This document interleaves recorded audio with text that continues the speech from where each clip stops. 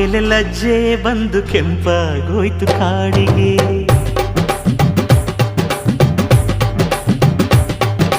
ಹೆಣ್ಣ ಕಾಲಗೆಜ್ಜೆ ಎಂದು ಮೌನ ಆಯ್ತು ಏತಕ್ಕೆ. ಯಾರೋ ಬಂದ